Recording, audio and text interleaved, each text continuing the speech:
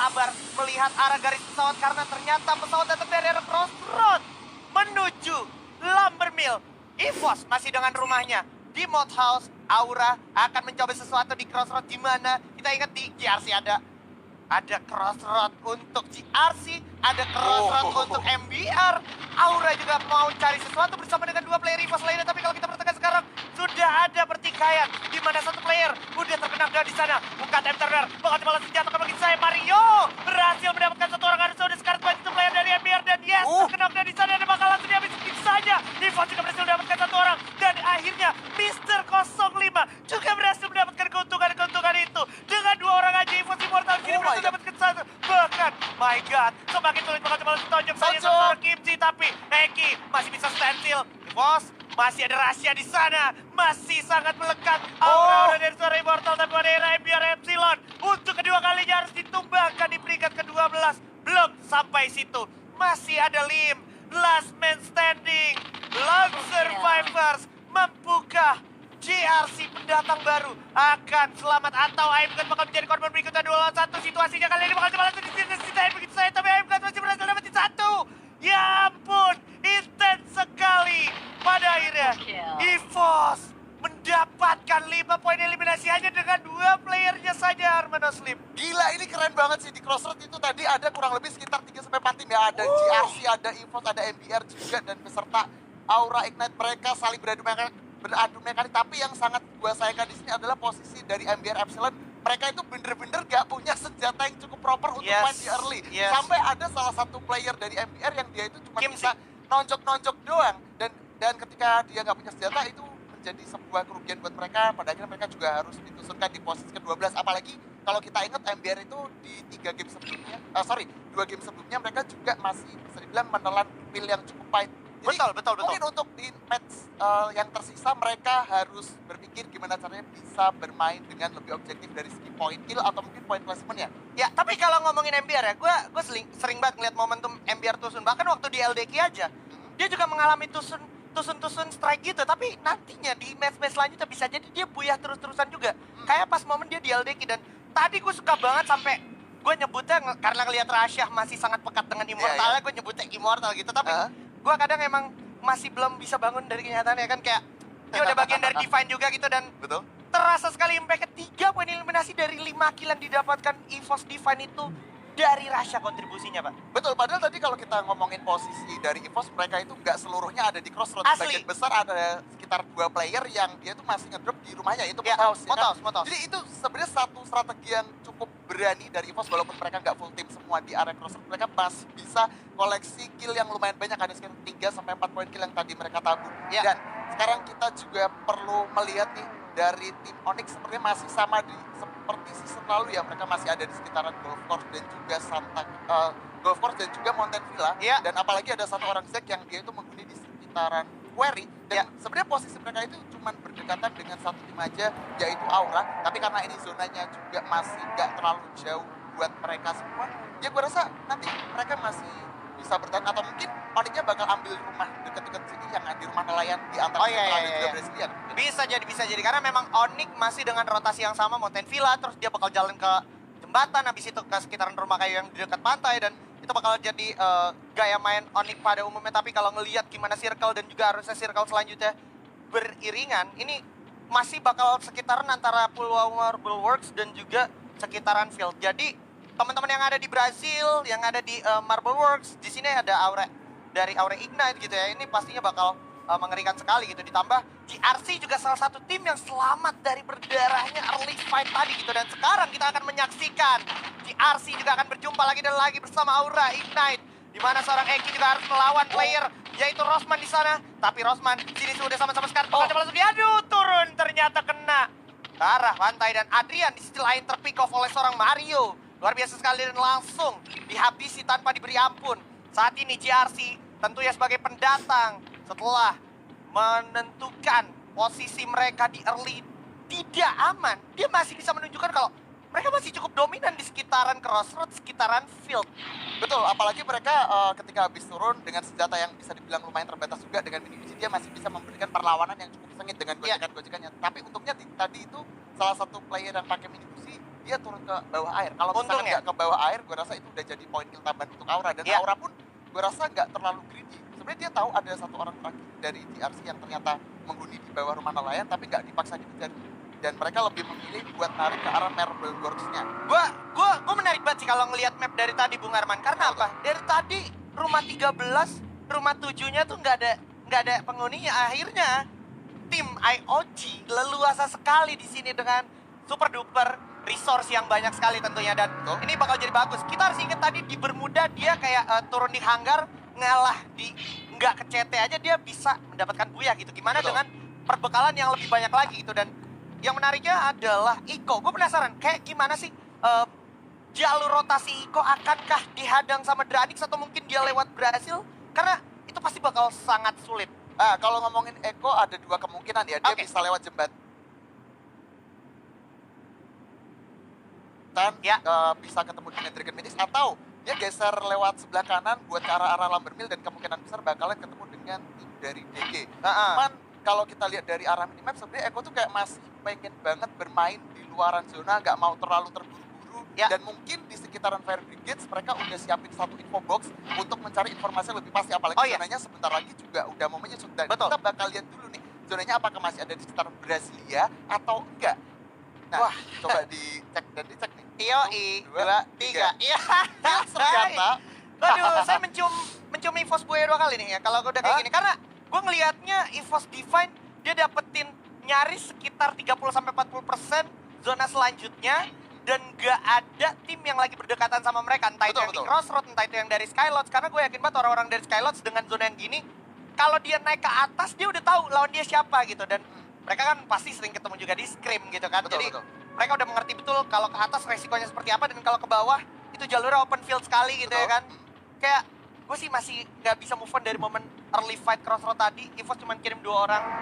Bisa menghasilkan 5 poin eliminasi, berarti sejauh ini sebenarnya masih relevan aja satu player EVOS setara 1 gitu ya. Masih relevan banget ya, 2 orang aja bisa dapetin 5 poin. Dan sekarang kalau misalkan kita ngomongin juga tentang EVOS yang bisa dibilang dapetin zona, mereka kemungkinan besar bakalan bertemu dengan beberapa tim yang sedang melakukan rotasi dari arah Crossroad. Kalau dilihat Onyx itu di depan mereka persis ada tim dari Aura. Gua rasa tadi sempat Onyx itu pengen melakukan ngebuntutin dari arah mereka.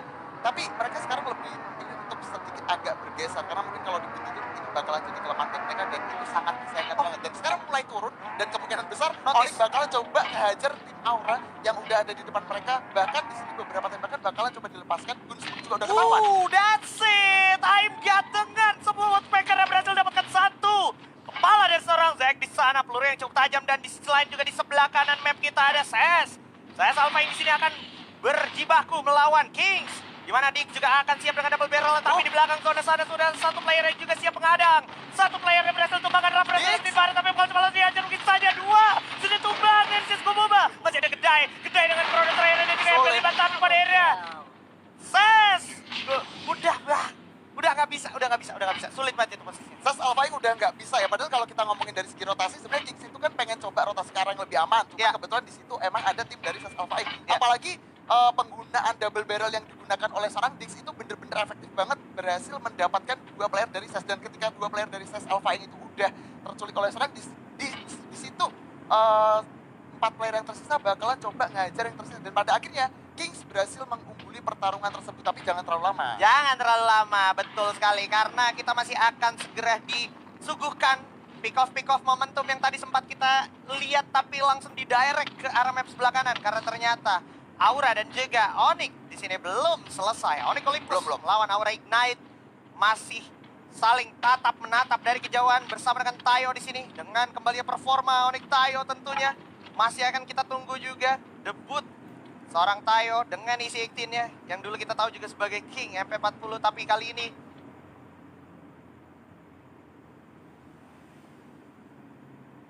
mereka masih sangat berhati-hati untuk mengambil langkah.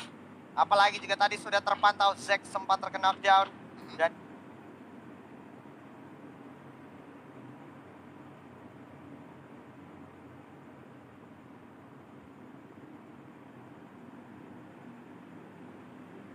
ini bakal menjadi hal yang cukup membahayakan dari Onyx Olympus sendiri. Karena once mereka perang terlalu lama juga, ada kontak tembak-tembakan juga, itu sedikit banyaknya bakal memberikan informasi kepada GRC yang juga berdekatan sama mereka, Bung Arman. Betul sekali, dan apalagi kalau kita ngomongin Onyx Olympus kan posisi mereka lumayan open field, sedangkan dari Aura Ignite mereka tuh dapetin beberapa kompon yang lumayan lumayan kuat banget. Jadi harusnya mungkin Onyx melakukan rush ke arah tim Aura menggunakan vehicle yang sempat mereka gunakan tadinya, tapi nggak tahu kenapa vehicle-nya mereka tinggalkan begitu aja. Dan ternyata zonanya makin menjauh ke arah tim EVOS Divine. Ini otomatis membuat Onyx dan juga Aura bakalan sedikit agak kerepotan. Kalau mereka sempat perang, GRC kayak yang lu bilang tadi bakalan kemungkinan besar banget buat melakukan third party. Yes, ini kalau gua udah ngelihat zonanya begini, Onyx sih harus ambil step sih. Kalau misalkan dia nggak ngambil step, dia selamanya bakal ada di belakang Aura, dalam artian di belakang rotasinya Aura, dan juga berkesempatan besar sekali untuk di backstep sama teman-teman dari GRC. Dan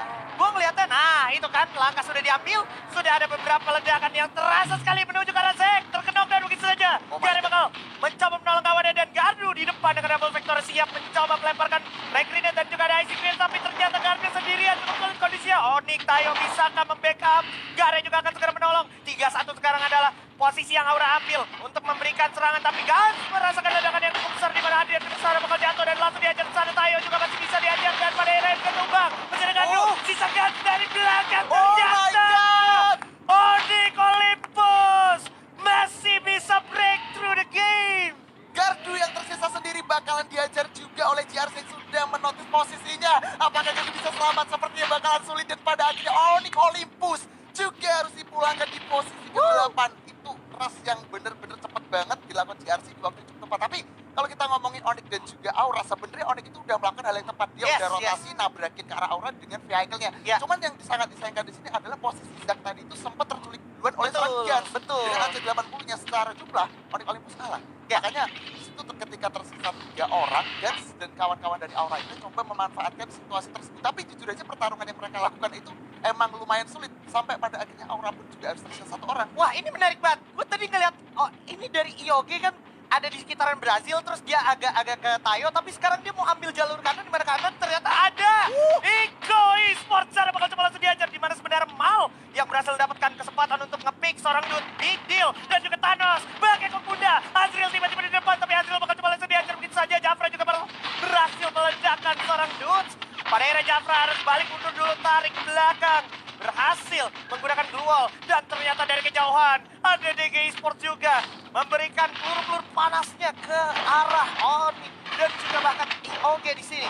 Helen of God masih berusaha selamatkan dirinya, di mana Eko juga akan sangat kesulitan. Thanos juga terkena dan dari atas, dari bawah, dari samping, cukup sulit posisi untuk Eko kali ini, dan sudah tidak ada lagi glue wall yang ada di sini dari seorang Kiba. Hanya bisa memanfaatkan grenade terakhirnya juga, di mana Dudes berhasil meledakkan Piu dan juga Susana ternyata, tapi Mani JV berhasil dapetin kuncai, Dudes juga berhasil dapetin Ambon sana.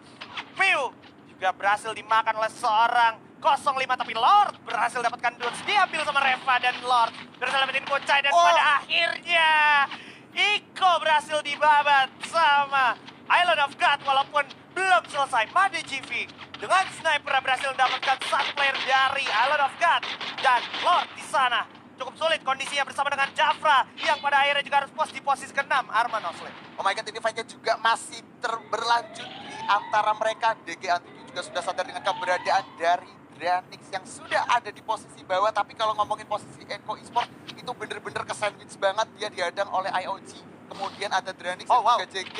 Dan sekarang posisi DG yang sudah unggul dengan 4 playernya, dengan 5 poin kill-nya, dia nggak mau terlalu terburu-buru juga buat eksekusi Dranix yang ada di bawah. Tapi kalau ngomongin tim EVOS, dia sudah menotis keberadaan GRC yang mencoba untuk naik ke atas bukit. Ini bakal sulit buat mereka. Bakal sulit banget buat GRC, dimana sebenarnya tadi Rasya juga berhasil dapetin pick off-nya gitu ya. Sejauh ini Mario harus diambil di sana oleh seorang 05 dengan isi active-nya luar biasa sekali. Dan Bion juga siap dengan senjata laras panjangnya di sisi lain. Ada DG bakal fight melawan Dragon Phoenix. Kali ini Jambul berhasil dapetin 1-2 orang.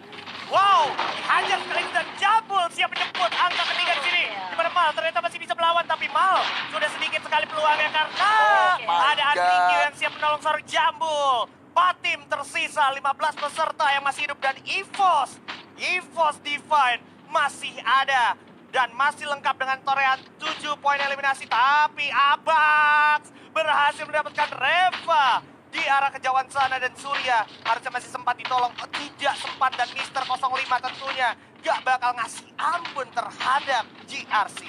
GRC sih udah sulit banget ya, apalagi dari beberapa mereka itu udah ada di luar zona dan sekarang kalau kita lihat Mr. 05-nya tertumbangkan tapi masih ada Kings yang tertembak ternyata dari seorang T-Rex-nya langsung terkenock down. Masih ada backup dari seorang Rehan dan untungnya berkat adanya satu pohon di sini masih bisa diselamatkan. Tapi dari seorang Raf yang lumayan sekarang bakalan coba mundur menghirup beberapa inhalernya dan jujur aja posisi dari Kings ini lumayan open field. Ada beberapa scaler yang coba di pop up membuat seorang Kings sedikit agak kesulitan lagi. Semakin sulit lagi posisi dari Kings, dimana kita tahu sebenarnya Kings bisa mencuri-curi pandang dan juga mencuri kesempatan, tapi aim dari teman-teman EVOS Divine terlalu tajam. Rasha, Abax dan juga Bion beserta 05 sudah sangat mengerikan sekali. 5 kill sendiri, bahkan Bion juga akan menjemput poin eliminasi di sana untuk Eki dan Bion. Berhasil confirm. Lim di sana juga udah terfonis, lemparin grenade, fire in the hole. Dar bakal tumbang juga akhirnya di sana. Tinggal ditunggu aja pakai hand cannon dan akhirnya Bion meledakkan satu player terakhir dari GRC. Lim di sana dengan hand cannon dan Kings juga harus tumbang tereliminasi. Sisa DG melawan EVOS Divine akan terlihat lagi membara-bara, tapi sepertinya Jambul mengalami kesulitan. Ada satu keluar terakhir, bakal coba langsung digeger dulu pakai sebuah charge booster dan pada akhirnya lu bisa lihat gimana Bion di depan bakal coba langsung charge ball. Ternyata 05 jatuh di sana tapi Jambul blok tumbang. Ada Rasha di jarak dekat dengan snipernya. Anak ajaib dari EVOS Divine di sini siap mencari siapapun yang tersisa dari DG Esports kali ini dan Jambul akan dikonfirm. Rasha masih sempat merevive seorang 05 dan sepertinya ini harusnya akan menjadi poin yang kedua untuk teman-teman dari EVOS Divine, atau ternyata bisakah DG breakthrough karena sesaat lagi Madi GV akan diras 3 orang sekaligus jarak dekat. Rasha the Wonder Kid Agnes spoken. Buya berhasil didapatkan oleh tim EVOS Divine. Itu tadi kalau lu lihat momen terakhir ketika dari seorang Rasha melakukan serangan terhadap seorang Made JV, dia pakai Bareta di jarak yang cukup dekat itu melakukan dengan jumpsuit juga. Ya, terus jumpsuit pakai Bareta di jarak itu gila banget. Ya, itu hal yang gak sering kita lihat works gitu ya. Oke, mungkin kita sering lihat player yang bisa melakukan hal tersebut, tapi maksud gue ini di turnamen, ini di divisi 1 dan ambience-nya udah sangat tinggi sekali, tapi anak ini masih bisa ngehandle itu dengan sangat-sangat baik. Jangan